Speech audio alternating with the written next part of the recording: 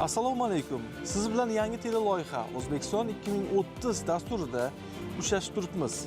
2030-yilgacha O'zbekistonning o'z oldiga qo'ygan katta maqsadlari, ustuvor vazifalari aks etgan strategiyadagi muhim ko'rsatkichlar, muhim maqsadlarni biz soha mas'ullari, xorijlik ekspertlar va oddiy odamlar mulohazalari asosida tahlil qilishni maqsad qilganmiz. Dasturimizning ilk sonida O'zbekiston 2030 strategiyasida belgilangan muhim ko'rsatkich mamlakatimiz uchun rekord daraja hisoblangan yengil avtomobillar ishlab chiqarish hajmini 1 million donaga yetkazish, xususan elektromobillar sonini 200 mingtaga yetkazish, ya'ni ishlab chiqarish ko'rsatkichini biz tahlil qilmoqchimiz. Shu maqsadda biz O'zbekistonning yangi avtomobilsozlik markazi lokatsiyasi Jizzaxdamiz.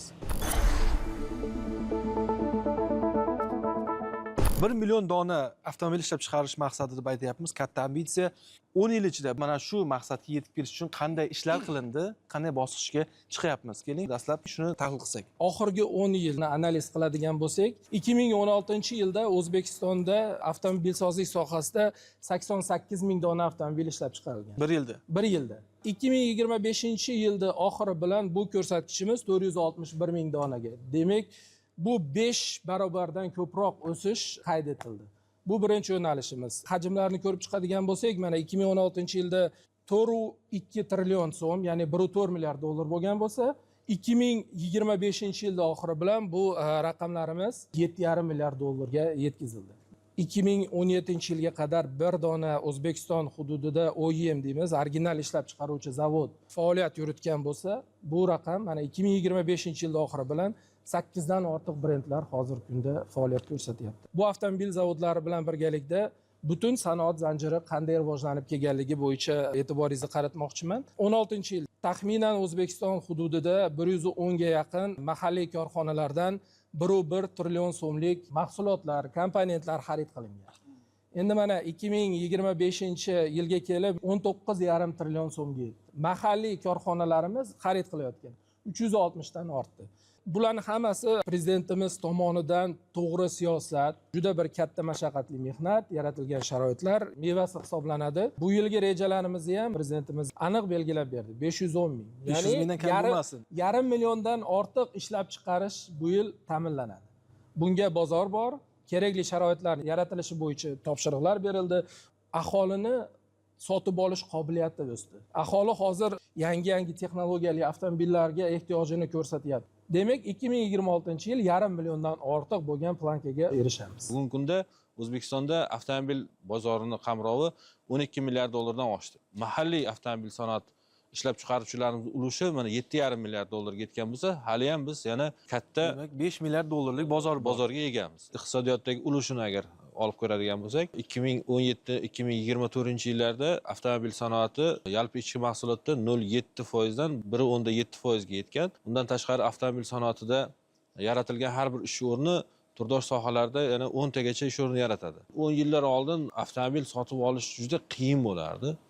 Bu ham bir farovonlikning belgisi sifatida mana aholimiz daromadi oshib boryapti, lekin oxirgi yillardagi qilingan islohotlar, bu sohani liberallashtirilganligi, boshqa kompaniyalarda ham O'zbekiston bozoriga kirib kelayotganligi, raqobatda yuzaga kelganligi albatta aholini farovonligi, ularning kutilmalarini, ularning ehtiyojlarini qondirish juda katta yordam beradi. Sanoatdagi ulushi ham 10% ga oshdi. Shu 9% dan 13% ga yetdi. 13% ga yetdi. Sanoatdagi ko'rsatkich va hozirgi ishlab chiqarish quvvatlarimiz buni bemalol 22% ga yetkazish imkoniyatiga ega. Shuncha xususiy kompaniya Sirdaryoga, Jizzaxga qo'rqmasdan investitsiya kiritishi bu O'zbekiston avtomobil sanoatidagi yana bir o'ziga xos va tarixiy bir voqea deb aytishimiz mumkin. 8 oyda BYD zavodi ishga tushdi.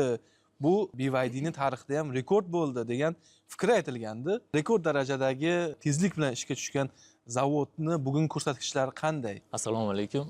2024-yilda muhtaram prezidentimizni tashabbuslari bilan korxonamizni ishga tushirdik. Bilasizmi, zavodning ochilishi o'zi iqtisodiyotimizda aynan yashil iqtisodiyot yo'nalishidagi muhim qadamlardan bittasi deb olsak bo'ladi. Bundan tashqari BYDning tashqi davlatlardagi birinchi qo'shma korxonasi hisoblanadi bu zavodimiz. Aynan elektr va gibrid avtomobillar Butun ishlab dunyo chiqarish bo'yicha? dunyo bo'yicha birinchi qo'shma korxona hisoblanadi.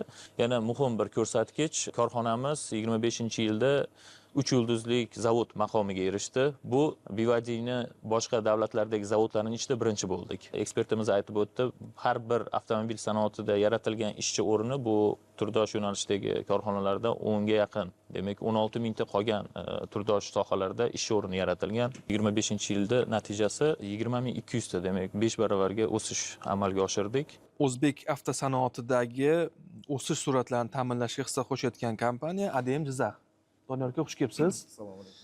Tahlilga ko'ra Kia Sonet O'zbekiston bozorida top 3 ga kirayotgan ekan. Biz 5-o'rindamiz. Birinchi bu Damas, ikkinchi Cobalt, Onyx Tracker, keyin Sonet.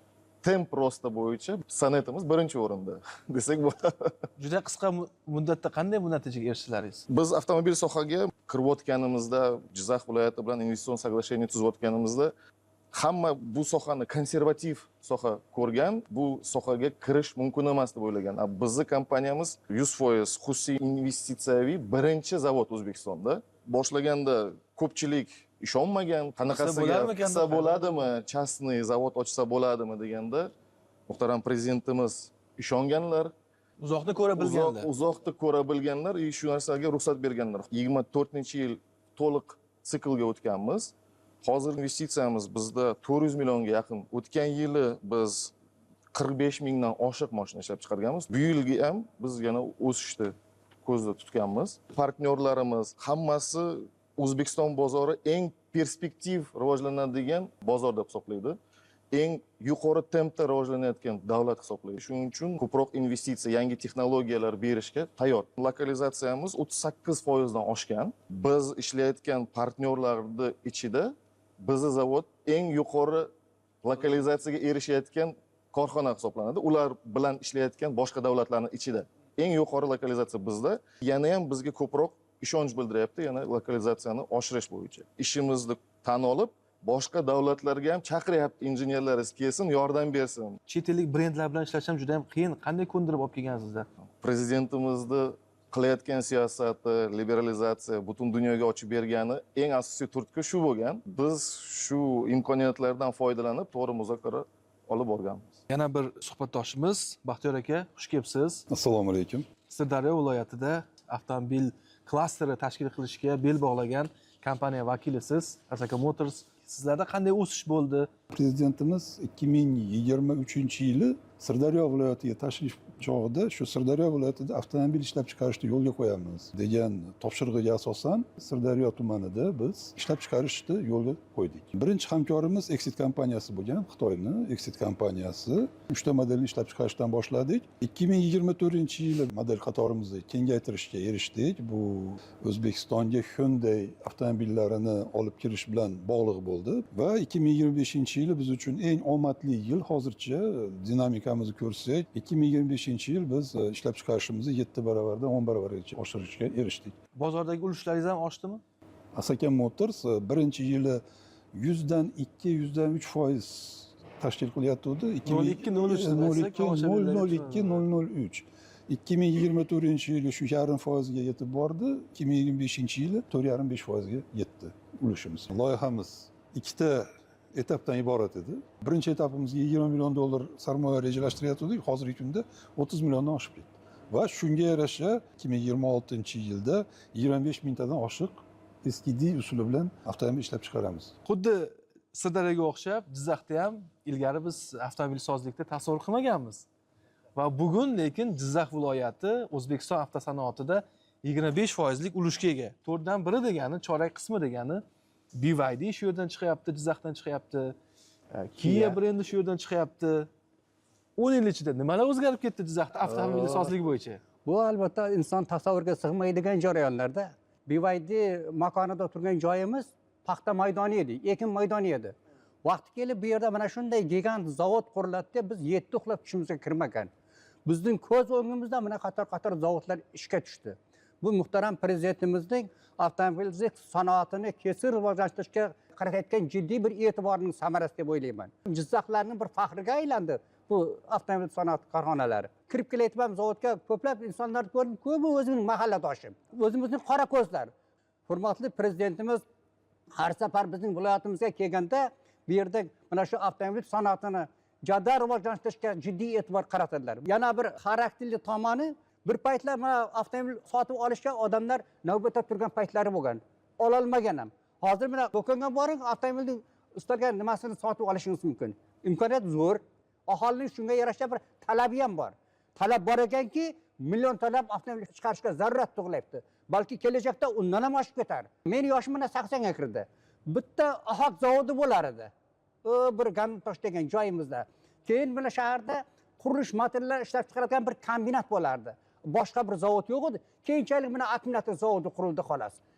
Asosan agrar viloyat edi, Jizzax viloyati. Qishloq xo'jaligiga ixtisoslashgan edi. Boshqa narsa yo'q edi. Sanoat yo'q edi desak bo'ladi. Nol edi desak ham xato qilmagan bo'laman. Jizzaxning iqtisodiy salohiyati oshib boryapti. Jizzaxga bir sanoat kirib kelganligi uchun ham oshib boryapti. Bu brendlarni O'zbekiston bozoriga kirib kelishi uchun birinchi o'rinda prezidentimiz olib borgan to'g'ri siyosati, investitsion muhit deymiz, yaratilganligi. Mana 2017-yilgacha konvertatsiya masalalari qanday muammo edi. Har bir brendning egasi boshqa bir bozorda ishlab chiqarib, o'zini yuzini ko'rsatishi bu juda ham qiyin kechadigan jarayon. Shuning uchun birinchi o'rinda yaratilgan sharoit, ikkinchi o'rinda avtomobil sozlikda har qanday qilingan investitsiya 5-6 oy yoki 2 yilda mo'ljallab qilinmaydi. Kamida 5 yil, 10 yil va undan uzoq bo'lgan rejadagina investitsiyalar o'zini o'zi qoplaydi. Demak, har bir brendning egalari O'zbekistonga kelish uchun juda bir chuqur analizlar asosida kirib kelgan. Bu juda ham katta bir yutuqlarimizdan. Ishonch borda. Ishonch bor. Mana shu ishonch orqali 1 million donaga yetkazish haqida gapiryapmiz avtomobil ishlab chiqarishda. Buni 10 yil oldin umuman tasavvur ham qila olmasdik-da. Va mana shu maqsadga erishish uchun bosqichma-bosqich mana shunday katta brendlar O'zbekistonga taklif qilindi. Bir so'z bilan aytganda, davlatimiz rahbarining uzoqni ko'ra bilish siyosatlari va qobiliyatlari mana shu rejani bugun oldimizga qo'yishga imkon beryapti. O'zbekiston 2030-yilga borib, bu natija bilan dunyodagi 1 million dona avtomobil ishlab chiqaradigan 15 ta davlatning biri bo'lar ekan. Bu ham faxr, ham bu katta tarixiy bir natija bo'ladi. Bu faqat balandparvoz gap emas. Xalqaro auditorlik kompaniyalari bor. Boston Consulting Group jalb qilgan holatda analizlarimiz ham shuni ko'rsatdi. 1 million avtomobil ishlab chiqarishiga ega bo'lish 2030-yilga borib, bu realniy holat, erishishimiz mumkin bo'lgan vaziyat hisoblanadi. Har bir zavodlar, har bir mahsulotlar kesimida bozorda o'rgangan holatda aniq rejalarimiz mavjud. Bu faqat avtomobil zavodlarining o'sishi emas, o'zi bilan birgalikda butun sanoatni rivojlanib borishi. Faqatgina yig'uv maydoni emas, ishlab chiqarishda to'liq zanjirli integratsiya qilingan ishlab chiqarish tizimiga ega bo'lgan zavodlarni yaratyapmiz. Juda muhim masala yetkazib beruvchilarimiz. 2030-yilga biz 1 million maqsadga erishganimizda buni 500 dan ortiq yondosh kompaniya, ulardan xarid 52 trilliondan oshishini kutyapmiz rivojlanishi bilan birgalikda. 1 million avtomobil ishlab chiqarilishi, mana mahalliy sanoatni o'sishi, kooperatsiyani o'sishi bilan birgalikda aholi bandligi masalasiga ham bir e'tibor qaratib o'tmoqchi edim. Ushbu ko'rsatkich 25-yilda oxiriga kelib 450 mingga yetdi. 1 million avtomobil bilan bu ko'rsatkich ham 1 millionga yetadi. 1 million kishi avtomobil sanoatida Avtomobil sanoati va yondosh sohalarda. Bu o'z-o'zidan bo'layotgani yo'q. Avvalambor mamlakatimizda yaratilgan investitsion muhit jozibadorligi, mamlakatda tinchligi, ma'naviy muhitning bir barqarorligining bir natijasi deyman. Bunda albatta yana bir ta'kidlashga to'g'ri keladi. Hurmatli prezidentimizning olib borayotgan uzoqni ko'zlangan oqilona siyosatining mevasi deb qarasak juda ham to'g'ri bo'ladi. bir dona avtomobilni deylik 15 ming dollarga baholasak o'rtacha, bu yalpi ichki mahsulotimizga 15 milliard dollarlik qo'shilgan qiymat degani. Bu avvalambor mahalliylashtirish yo'nalishida, ya'niki bora avtomobil sanoatida biz mahalliylashtirish ulushini 75-80% ga yetkazishimiz kerak bo'ladi. 1 million ob'yom deganda bu bizga juda katta imkoniyatlar yaratadi. Ya'ni hozirgi kunda yangi o'zlashtirilishi kerak bo'lgan texnologiyalar, mana alyuminiy diskalarda ishlab chiqarish loyihasi amalga oshirilyapti. Hozir bu ham juda katta loyiha, 50 million dollardan yuqori qiymati. Yoki bo'lmasam shinalar, amortizatorlar yoki bo'lmasam prujinalar, bular hammasiga imkoniyat ochiladi. Bizni ob'yomimiz oshishi munosabati bilan. Prezidentimizni topshiriqlari bilan yangicha yondashuvni ham yo'lga qo'ydik. O'tgan yildan boshlab bu amaliyot boshlandi. Ungacha bunday bo'lmagan shatakka olish mexanizmi asosida. Bu nima degani? Demak, mahalliy ishlab chiqaruvchilarimizni xalqaro OEM, original ishlab chiqaruvchilarda talablariga javob beradigan darajadagi ishlab chiqarish jarayonlarini tashkillashtirilishini qo'lma-qo'l bilan rivojlantirib borish mexanizmi yo'lga qo'yildi. Bu sohada mana o'tgan yili 19 dona korxonalar shatakka olingan bo'lsa, 2030 gacha o'zimiz oldimizga maqsad qilganmiz. Bu jarayonlarni keskin oshirib borish, 150 dan ortiq korxonalarni shatakka olgan holatda ularni ham rivojlantirib, bu yilda o'zida 763 dan ortiq detallarni, komponentlarni kooperatsiya asosida mahalliylashtirishini yo'lga qo'yish bo'yicha aniq topshiriqlar berildi. Kompleks yondashgan holatdagi rejalar bor. 1 million dona avtomobil ishlab chiqarmoqchimiz. BYD 2030-yilgacha bu raqamga erishishga, bu ko'rsatkichga erishishga qanday hissa qo'shmoqchi? BYD kompaniyasining Xitoydagi eng katta rahbari prezidentini aynan O'zbekistondagi loyihaga, O'zbekistonimizga mehri boshqacha his qilishim bo'yicha. BYD kompaniyasi birinchi qo'shma korxona Xitoydan tashqaridagi davlatlarga. Shuning uchun o'ylaymanki, mehri, e'tibori boshqacha va tezlik nuqtai nazaridan, loyihalarni amalga oshirish nuqtai nazaridan BYD kompaniyasi bilan men shaxsan o'zim birga ishlab kelayotgan bo'lsam, juda tez loyihalarimiz amalga oshadi. Mana 26-yilda bizda 40 mingta avtomobil ishlab chiqarish ko'zda tutilgan va eng asosiysi o'sha 3 yulduzlik zavod maqomini olganimiz uchun eng ommabop hozirgi kunda Yuanab avtomobilini o'zlashtirishni berdi. Hozir mana ishlab chiqarish boshlangan va yilning oxirigacha to'liq sikllik ishlab chiqarishni ham yo'lga qo'yishni reja qilganmiz. Bu 25 ming dona bu yilga reja qilganmiz. 24-yilda biz 368 dona yuvanab sotganmiz. 25-yilga kelib 6800 donaga chiqdi. Va bu yil 25 ming donani reja qilganmiz. Ishlab chiqarishda hamkasblarim tushunadi. 1 yilda ichida aytaylik bitta modelni to'liq siklli ishlab chiqarish jarayoniga o'tkazish bu juda tez hisoblanadi.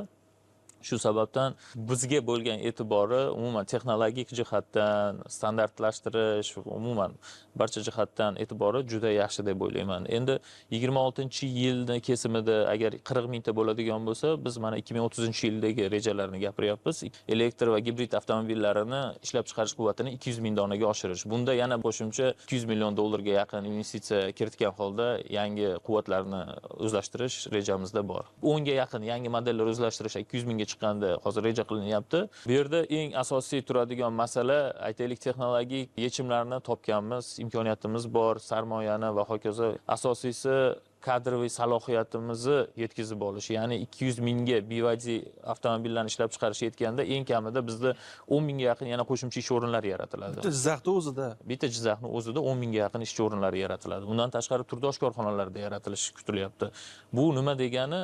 Yana shuncha kadr aytaylik tor doiradagi kadrlarni tayyorlashga bo'lgan ehtiyoj juda ham kuchayadi ehtiyojimiz. Shu mutaxassislarni tayyorlash yo'nalishi bo'yicha ham muhtaram prezidentimiz doimiy ravishda bilasiz e'tibor qaratib, bir yilda eng kamida 3 marta yo 4 marta rektorlar bilan gaplashganini ko'raman. Bundan tashqari muhtaram prezidentimiz o'zini shaxsan tashabbuslari bilan Jizzax viloyatida muhandislik maktabini ochdik. U yerda aynan tarmoq korxonalari uchun tor doiradagi mutaxassislarni tayyorlash, aytaylik robototexniklarni tayyorlash yo'nalishi ishga tushgan. Bundan tashqari PLC bilan ishlash, bo'yoqlash va hokazo yo'nalishlar bo'yicha kadrlarni tayyorlash bilan oldimizga qo'ygan maqsadga erishishni reja qilib olganmiz. 1 million avtomobil bu aytilish oson. Shunday aytishga oson. Prezidentimiz juda ham uzoqda ko'ra biladigan, strategiyani to'g'ri belgilaydigan. 1 million chiqazinglar. Davlat sizga yordam beradi, talab yaratib beradi, ekonomika o'sadi. Shu sizga как planka. Shunga tayyor bo'linglar. Biz bu yoqdan hamma narsani tashkil qilamiz. Bozorimiz bor, aholimiz bor, talab bor. Shundan foydalanib prezidentimiz qilinglar deb yo'nalish beryapti. 1 million bozorimiz bor deb. Bu hamma uchun uzoq muddatli strategiya. Biz o'zimiz uchun ham shu narsani maqsad qilib olganmiz. Hozir bizda 4 ta ishlab chiqarish zavodi bo'lsa, minimalniy plankani o'zimizga qo'yganmiz 20%. Bu 200 ming avtomobil degan. Endi agar million bo'lsa 200 ming, ko'proq bo'lsa undan ham ko'proq, xudo xolasa niyat qilganmiz. Hamma yaxshiroq produkt xohlaydi, hamma taklif qiladi u narsani. Raqobat oshadi. Hozir 24 ta universitet bilan ishlaymiz. Yaqinda buni yangiliklar ko'rgan bo'lsangiz kerak. Yangi O'zbekiston universiteti bilan birga business case competition e'lon qildik. 1200 taga yaqin zaявka keldi. 5 ta davlatdan, Amerika, Ozarbayjon, har xil. Qiziqish ko'p avtomobil sohaga, O'zbekistonga. R&D tashkil qildik. Sonet modelini, yangi produktini bozorga chiqardik, Black Edition degan. Rostini aytaman, Black Edition'ni biz UzAvtodan ko'rganmiz. Ancha biz ekonomiya qilyapmiz, ko'p mahsulotni O'zbekistonning o'zida chiqaryapmiz. Bahodir aka aytdik, hozir lokalizatsiya klasterlari не только Jizzaxda, hozir Qoraqalpoqda quryapmiz. Asakada anchadan beri bor. Hamma birga kooperatsiya, tan narxni tushirish bo'yicha, оборудование R&D qilyapmiz, o'zimiz ishlab chiqaramiz, tan narxni tushirish bo'yicha 1 millionlik soha. Bu degani investor keyin 1 million ishlab chiqariladi o'sha yerda, оборудование ishlab chiqariladigan bo'ladi. Endi biz o'zimiz harakat qilyapmiz kirishga. Kimdirlar yana biz bilan qo'shilib kiraman deyapti. Agar biz svarishni оборудование chiqarsak, u aytayapti, "Davay, men senga bitta ganini ishlab chiqaraman, transformatorini ishlab chiqaraman." Sekin-sekin tajribamiz ortib boryapti. Harakat qilyapmiz milliy mahsulot chiqarish. Bizning strategiyamiz bo'yicha o'zimizda milliy brend tashkil qilish, 5 yil ichida, xudo xolasa 30-yilgacha milliy mahsulot chiqaramiz, milliy brend ostida, milliy produkt. Kimdirlar ishonmaydi, lekin biz 100% ishonamiz. Bilim olish yoki nimadir qilish ancha tezlashdi oldinga qaraganda. Hozir logistika tezlashdi, hozir искусственный intellekt ko'p narsada yordam qilyapti. Ko'p narsa arzonlashdi. Bizning maqsad milliy brend ostida O'zbekistonda 100 ming, 200 mingta chiqarilib, chetki bozorlarga chiqamiz. 1 million ta avtomobil ishlab chiqarish bir yilda juda chakana gap emas. Ilgari endi mana Toyota desa Yaponiyani tasavvur qilardik. BYD desa Xitoyni. Mercedes desa yaqin kelajakda O'zbekiston ham o'zining yaxshi bir brendiga bo'lgan mashinalarga ega bo'lsa, dunyoda shundan ham tanilsa, bizga yaxshi-da albatta. O'zbekistonda mana shu avtomobillar ham tanitadi degan men niyatdaman. Shunday bo'ladi ham xudo xolasa kelajakda. Muammolarda yoqimli bo'ladi. 30-yilda 1 million ta avtomobil ishlab chiqarish bu yoqimli muammo desak bo'ladi-da. Bu muammoni hal qilib agar vazifani bajarsak, boshimiz osmonga yetadi. Bu dunyodagi 15 ta yirik shu million ta avtomobil ishlab chiqargan davlatlarga qo'shilish o'zi bo'lmaydi. Va prezidentimizning oqilona siyosati hozirgi kunda biz Sirdaryo viloyati Sindarobod erkin iqtisodiyot zonasida to'liq siklli avtomobil zavod qurilishini boshladi. Prezidentimiz oxirgi Sirdaryo viloyatiga tashrif chog'ida 2026-yil iyul oyiga avtomobil zavodi tayyor bo'lish rejasini qo'ygan. Hozirgi hamma sa'y-harakatlarimiz shu vazifani bajarishga qaratilgan. Va 2026-yil zavodimiz bitirganimizdan keyin sekin asta 100 ming avtomobildan 2030-yilgacha 150 mingta avtomobil ishlab chiqarishga erishish. Bir yilda 150 mingta avtomobil quvvatiga ega bo'ladigan zavodimizni barpo qilish. 26-yilda demak klasterdan avtomobil ishlab chiqadi. Multi brend bo'lib, hozirgi hamkorlarimiz bilan mana shu loyihalarda amalga oshirish orqali hozirgi kunda biz mahalliylashtirish jarayonini ham boshlab yubordik. Ham loyiha ketyapti, ham uskunalarni sotib olish bo'yicha, joylashtirish bo'yicha ham переговорlar ketyapti, qurilish bo'lyapti. Xudo xolasa ishlar jadal 2026-yilning oxiriga avtomobil ishlab chiqaramiz degan niyatdamiz. ADM Jizzaxdan hamkorligimizni boshladik. Yaqin orada demak, bizning kompaniyalar bir-bilan raqobatchi emas.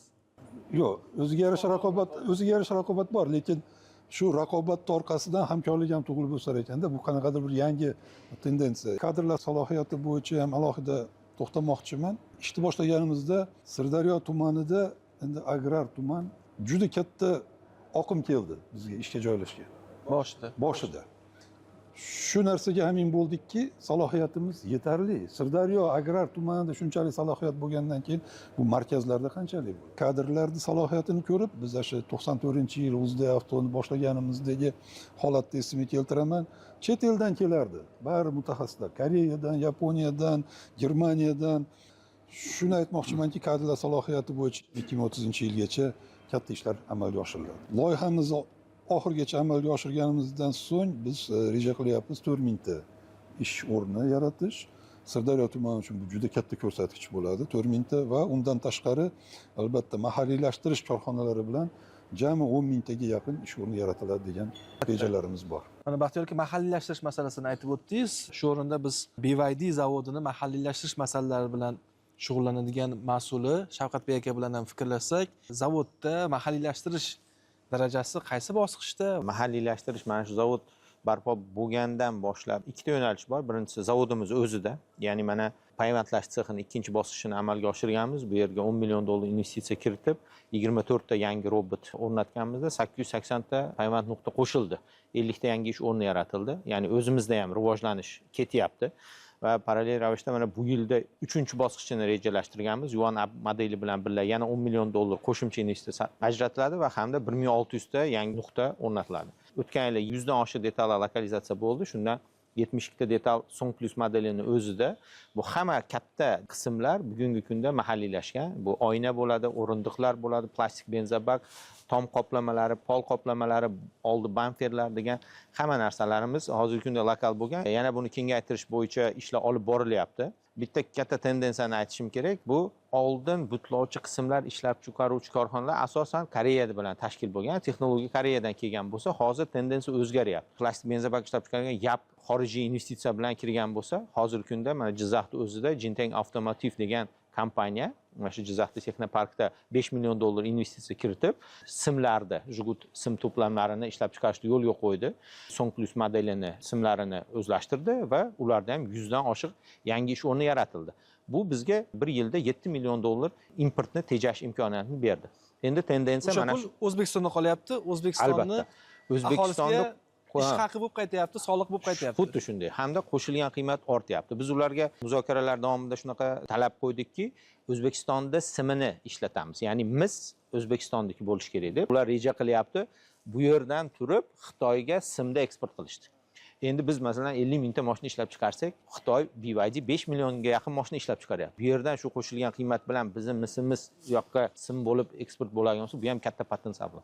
Yana keyingi bosqichda ular konnektorlarni. Konnektor ishlab chiqaruvchi korxonalar dunyoda kam. Ular hozir konnektorlarni shu yerda ishlab chiqarishga yo'l qo'ymoqchi. Robotni ham yoshlarimiz boshqaryapti. Albatta. Yig'ishni ham yoshlarimiz boshqaryapti. Eng shu quvonarlisi hozirgi kunda mana Baxtiyor aka aytib o'tdi. Biz oldin chet elliklar bilan gaplashardik. Mana shunaqa muzokara, yangi proyektni muhokamasi bo'lamiz. Hozir qayerga yig'ilmaylik, hammasi o'zimizni hamkasblar, kimdir aytadi raqobat deb hozir ham aytib o'tilyapti. Raqobat brend sotuv ma'nosida bo'lishi mumkin, lekin tomir birlashganda o'zadi. Kim biz bilan muzokara olib borsa, yangi detallarni loyiha qilish bo'yicha biz albatta yonimizda Kezovti bor, 100 mingta obyomi bor, bularni ham qo'shib reja qilaylik. Yonimizda Sirdaryo bor, Asaka bor deb qilamiz va ular ham albatta kelayotganda bularni obyomini inobatga olib texnologiyani olib keladi. Chunki komponent ishlab chiqaruvchi korxona uchun brendda ahamiyati yo'q. U amortizator ishlab chiqarsa, hamma zavodga bera oladi. 1 million obyom deganda samaradorligi yuqoriroq bo'lib, tezroq amalga oshadi. Siz chorak asrdan ko'proq tajribaga egasiz shu sohada. 25 yil ichida maqsadimiz 1 millionga chiqaramiz deb o'ylash mumkinmidi o'zi? Shunaqa maqsadlar haqida tasavvur bo'lganmi o'zi? Yo'q, ochig'i men 2004-yil zavodga kirganman. U paytda zavod 20 ming atrofida mashina chiqarardi. Keyin bizga 80 mingga obyom ko'tariladi deganda qiyin bo'lgan, ishonish. Bu paytda unaqa hayollar bo'lmagan va hozirgi kunda ham planka qo'yib berilgani bu katta maqsad bo'ldi. Mana shu maqsadga qarab hamma insonda maqsad bo'ladigan bo'lsa, rejangiz aniq bo'ladi. Mayoqda u siz uchun. Mana shu ko'rinib turibdi hozir. Mana shu yo'lda harakat bo'lyapti. Bugungi kunda kadroviy soha yoshlarimiz bularni bilim olish ko'nikmalari juda tez. Men o'ylaymanki, kelajakda albatta qo'yilgan maqsadlarga yuqori darajada erishishga imkoniyatimiz bor.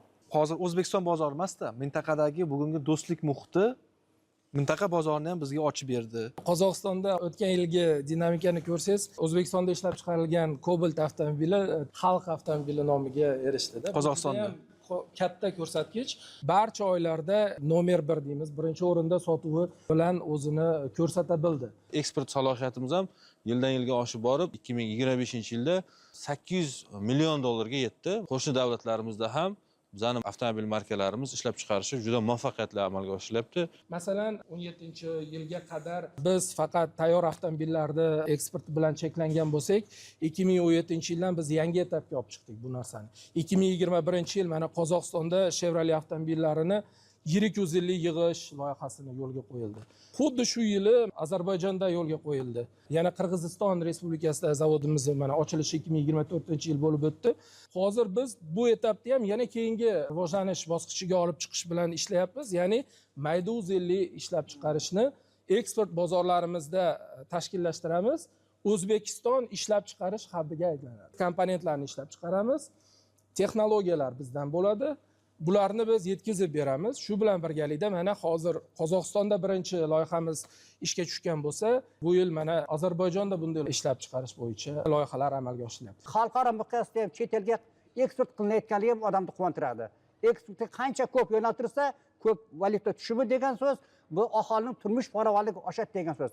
Bevosita hozir bizning turmush farovonligimiz sezilarli darajada oshdi. Bu albatta hurmatli prezidentimizning O'zbekiston iqtisodiyotini rivojlantirishga qaratayotgan jiddiy bir e'tiborining samarasi deb o'ylayman. O'zbekiston 1 million dona ishlab chiqarmoqchi. Bu oddiy odamlarimiz hayotida qanday aks etadi? 2016-yil 1000 kishiga O'zbekistonda 18 ta avtomobil to'g'ri kelgan ekan. Mana oxirgi ko'rsatkich 2025-yilda bu 110 tani tashkil qilgan. Bu degani nafaqat odamlarning qulayligi, bir nima deydi, uzoqni yaqin qilish, balki har bir avtomobil ayniqsa qishloq hududlarida qo'shimcha yana daromad olib kelishi mumkin. Ya'ni ish o'rni yaratishi ham mumkin, qo'shimcha daromad olib kelishi mumkin. Katta marraga ishonch bor-da. Bu nafaqat bizning ishonchimiz, bu avvalambor bizning hamkorlarimiz, investorlarimiz, butun xalqimizning ishonchi. Bu marralarni albatta nasib qilsa hammamiz amalga oshirganda har birimizni, har bir fuqaromizni, har bir oila, xonadonni farovonligini oshirishga juda katta hissa qo'shadi. Farovonlikka olib keladi. Bu magnit sifatida O'zbekistonimizning iqtisodiy yuksalishiga va milliy boyligimizni to'g'ridan to'g'ri aytsak bo'ladi, keskin oshishiga olib keladi. Yalpi ichki mahsulotimiz 5 karra oshadigan bo'lsa-da, lekin milliy boyligimiz, farovonligimiz 10 karradan oshib ketdi deb bemalol aytsak bo'ladi. Muhsin aka, sizga loyihamizda ishtirok uchun minnatdorlik bildiramiz. Xalqaro hamkorlik deyapmiz, investorlar deyapmiz va shu yo'nalishda ham xalqaro darajadagi ekspertimiz, mutaxassisimiz bor. Rahmat sizga. Rahmat.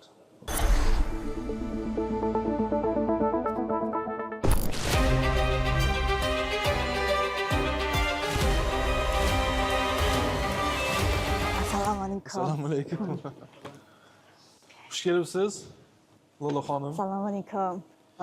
Bizni qiziqtirayotgan asosiy masala BYD nima uchun O'zbekistonni tanladi va O'zbekiston bilan sizlarning kelajakdagi rejalaringiz qanday? OK， assalomu alaykum， 主持人好，然后我们乌兹别克斯坦的朋友们，大家好。 O'zbekiston yangi energiya transport vositalarini milliy sanoatni modernizatsiya qilishning muhim yo'nalishi sifatida belgilagan va aniq hamda qulay siyosiy qo'llab-quvvatlash choralarini taqdim etmoqda. Elektromobillarga so'nggi yillarda Markaziy Osiyoda bo'lgan talab ortib bormoqda. Oxirgi 3 yil davomida elektromobillar bozori har yili 40% dan ortiq o'sdi. Demak, bozor salohiyati juda katta. Biz O'zbekistonning eng yirik avtomobil korxonasi bilan qo'shma korxona tashkil etdik. Bu loyiha 1,5 mingdan ortiq mahalliy ish o'rinlari yaratishi va avtomobil sanoatining yuqori hamda quyi tarmoqlar rivojlanishiga turtki berish kutilmoqda. Hozirgi vaqtda BYD Song Plus, BYD Chazor va BYD Yuan Up modellarining mahalliy ishlab chiqarilishi yo'lga qo'yilgan va ular bozorga chiqarilmoqda. Rejaga ko'ra 2026-2027 yillarda BYD kompaniyasining DMI super gibrid texnologiyasiga tayangan holda bir qator yangi modellar taqdim etiladi. Zavoddagi ishlab chiqarish liniyasi BYD tomonidan loyihalashtirilgan. U kompaniyaning global yagona aqlli ishlab chiqarish standartlari asosida ishlaydi. Ishlab chiqarish quvvati 15 GPH, ya'ni soatiga 15 ta avtomobil. Biz Xitoydagi BYD zavodlari bilan bir xil darajadagi avtomatlashtirilgan uskunalar hamda raqamli boshqaruv tizimlarini joriy qilganmiz. Bu Markaziy Osiyodagi yetakchi daraja hisoblanadi. Zavod shuningdek Markaziy Osiyodagi eng katta va eng mukammal sinov test imkoniyatlariga ega bo'lib, mahsulot sifati BYDning xalqaro standartlariga mos bo'lishini ta'minlash uchun 200 dan ortiq global standartlarni qo'llaydi. Endi sifat masalasiga kelsak, biz ishlab chiqarishning barcha bosqichlarini qamrab oluvchi to'liq sifat menejmenti tizimini yo'lga qo'yganmiz. Hozirgacha ishlab chiqarish modellarining asosiy sifat ko'rsatkichlari Xitoydagi BYD zavodlari bilan bir xil darajaga yetdi. U ketma-ket 6 oy davomida sanoatdagi eng yaxshi rekord bo'lib qoldi. 谢谢。Rahmat. Bu yo'nalishdagi bizda yana bir katta maqsadimiz bor, ya'ni aholi bandligi. Katta loyihalashga tushgandan keyin katta ish o'rinlari haqida gapirilyapti. 5000, 4000 talab. Bu juda ham katta ko'rsatkich va avtomobilsozlik yuqori maoshli yo'nalishga aylandi. Bir oyda deylik, xodimlarga qancha maosh to'lab beryapsizlar bugun? 2,5 million dollar atrofida oylik to'laymiz har oy. Bir oyda. Bir oyda. Ajoyib ko'rsatkich. Bu juda ham katta sifra. Men o'ylayman, даже undan ham ko'p bo'lishi mumkin. Hozir maksimalni biz Jizzaxdan olyapmiz. 5200 ta xodim ishlaydi. Imkoniyat cheklangan odamlarga ishlash uchun sharoitlar yaratyapti. 30 tadan oshiq ishlayapti. 170 ta dual ta'lim. Bu hamma narsa biz nimaga olib kelyapmiz? 2030-yilgacha 10 ming atrofiga aholi band bo'ladi degan rashyotimiz bor. Hozir ko'ryapmiz, ko'pchilik chet elda ishlagan kadrlar hozir qaytib kelib bizga ishga joylashyapti. Oddiy kadr ishchi qilib qayergadir jo'natgan bo'lsak, hozir injener sifatida chetga jo'natyapti. Yuqori malakali injener, mana Qozog'istonda Kia zavodi, lokalizatsiyaga ularga ozgina yordam qilyapmiz. Tendensiya o'zgaryapti. Endi O'zbekistonda oyliklar ancha oshgan. Oddiy mutaxassis bo'lib chetga ketish ne stoyid. O'zbekistonda oylik shunchalik oshgan. Katta injenerlarni tayyorlab, chetga katta mutaxassis qilib jo'natyapmiz. Bir oyda 1,5 milliarddan 2,5 milliardgacha oylik to'layapmiz. Bu ish hajmiga qarab albatta. O'ziga yarasha KPI'lari bo'ladi, premiyalari bo'ladi. Rossiyada ishlab kelgan, Qozog'istonda chetga chiqib yurib ishlab kelgan bolalar hozir biz zavodda juda ko'pchilikni tashkil qiladi. Hammasi mamnun, oilasini yonida, o'zlari ham ishonmagan, shu nahotki bizni Sirdaryoda ham shunaqa zavod tushadi deb kelajakda shunaqa oylik kelajakda albatta katta zavodimizga ish tushirganimizdan keyin bu 10 mingta ish o'rni 2030-yilga albatta bu Sirdaryo viloyati tumanni nazarda tutmayapmiz. Sirdaryo viloyati o'zi aholisi 600 ming yo 700 ming aholi, 10 mingtasi bizni sohada ishlaydigan bo'lsa bu katta raqam. Va yana bir narsani aytib o'tmoqchiman, bu 1 millionta avtomobil chiqarish, buni orqasidan nafaqat bu ishlab chiqarish, servis, sotuv, dilerlik sentrlar, yo'l qurilishlari, ko'prik qurilishlari, ximiya, metallurgiya, elektrotexnika, rezina texnika va hokazo hamma tarmoqlarda lokomotivi bo'lib avtomobil sozlik o'z orqasidan tortadi degan umidda. Bilasizmi? Eng katta quvonch bag'ishlaydigan narsa, men oxirgi yillar tahlil qilganimda 200 ga yaqin xorijda oldin ishlab yurgan fuqarolarimiz qaytib ishga joylashib, oilasi bag'rida yashayotgani, uyiga daromad olib borayotgani quvontiradi. Albatta, O'zbekistonga qaytib kelish, O'zbekistonda doimiy ishga ega bo'lish, doimiy daromadga ega bo'lish imkoniyatini beradi. Xorijda oilasidan uzoq joyda ishlayotganlar bor. Ular uchun juda katta, menimcha, bir ahamiyat kasb qiladi bu narsa. 1 million ish o'rni yaratilishi, ularning qaytishi, ishlashi, daromadli bo'lishi. Ozgina o'qi, ozgina o'rgan va o'z yurtingda yuqori daromadli mehnat qilgan, yuqori maoshli ishda ishlagin degan bir mesajni tomoshabinlarga aytishimiz kerak. Albatta, bu uchun izlanish kerak, o'qish kerak, o'rganish kerak. Bunga davlatimizda barcha sharoitlar yaratilgan. Institutlarda, universitetlarda, bundan tashqari muhandislik maktablarida deyapmiz. Agar o'qiyman, o'rganaman, shu narsaga intilishi bor, bir ko'zi yonadigan agarda yoshlarimiz bo'lsa, albatta hamma imkoniyat bor. Faqatgina harakat kerak xolos. Ishsiz yurgan aholini o'zimizni zavodga ishga oldik. Hozirda ular ham payvandlash, kraska yo'nalishi bo'yicha bitta mutaxassisga aylangan va oilasiga aytaylik bir daromad olib kelyapti. BYD nafaqat ishlab chiqaruvchi emas, balki harakat qilyapmiz ijtimoiy yo'nalishda ham biz faol bo'lishga. Demak, jami shu loyihalarimizni amalga oshirish uchun 10 milliardga yaqin mablag' sarfladik. Yoshlarimizni demak texnologik rivojlanganligini, yangi texnologiyalarga integratsiya qilib borishi bu yana yangi bosqichga chiqqan. Ochiqini aytishim kerak, mana qo'shni ko'p davlatlarimizda bu texnologiyalar 1 million dona avtomobilda ishlab chiqarish nafaqat mana yalpi ichki mahsulotda 240 milliard dollarni mana prezidentimiz reja sifatida qo'yib bergan bo'lsa, bu yerdagi o'zimizning hissamiz bo'lsa, ikkinchi yo'nalish aholini bandligi. Uchinchi yo'nalish ularga berilayotgan takliflarni oshib borishi. To'rtinchi yo'nalish umumiy sanoatda integratsiya bo'lgan holatda qolgan yo'nalishlar bilan, yondosh yo'nalishlar bilan kooperatsiyani birgalikda amalga oshirgan holatda ishonaman, avtomobilsozlik driver hozirgi holatda mana sanoat driverimiz xuddi shunday davom etadi. Xaridorlarimiz talabi kundan kunga o'zgaryapti. Yaxshiroq xohlayapti. Biz ularda shu talabiga qarab o'zimizni modelda yangilangan ikkinchi fazasini ko'rsatamiz. Aprel oyida sedan avtomobil ishlab chiqaramiz. Xudo xolasa hamma ko'radi. Prezident sizni ham taklif qilib qo'yamiz. Bu yil sanoat bazasida pikap chiqarishga harakat qilyapmiz. Gibrid avtomobil o'zimiz harakat qilyapmiz ishlab chiqarishga. Iyul oyida Jizzaxda birinchi pressovый sex quramiz. Rulondan to'liq mashina chiqaramiz. Bu bizni partnyorlar Kia'ni aytadigan bo'lsak, ularning tarixida bo'lmagan, ularga tegishli bo'lmagan, umuman boshqa davlatdagi zavod o'ziga pressovый sex qurgan. Hech qachon hali pressoviyga ruxsat bermagan. Faqat O'zbekiston uchun bergan. Nimaga? Потому что ular O'zbekiston bozoriga qilinayotgan islohotlarga hammasiga ishonadi. Bu narsani biz Kia bilan reja qilganmiz, bet tubdan shtampovat qilib boshqa davlatlarga yetkazib berish. Tinimsiz mehnat bo'ladi. Azbek aka, BYD bo'yicha mehnatni davom ettirasizlar. Albatta. To'xtash yo'q. Albatta. Aholimizga arzon sifatli va zamonaviy, yuqori innovatsion texnologiyalarga ega bo'lgan avtomobillarni taqdim qilishda davom etamiz. Dildan suhbat qurdik, ochig'ini aytganda ishlab chiqaruvchilarimiz mana bir joyga yig'ildi. Ko'rib turganingizdek, bizda doim bir-birini qo'llab-quvvatlagan holda demak rivojlanishda davom etamiz.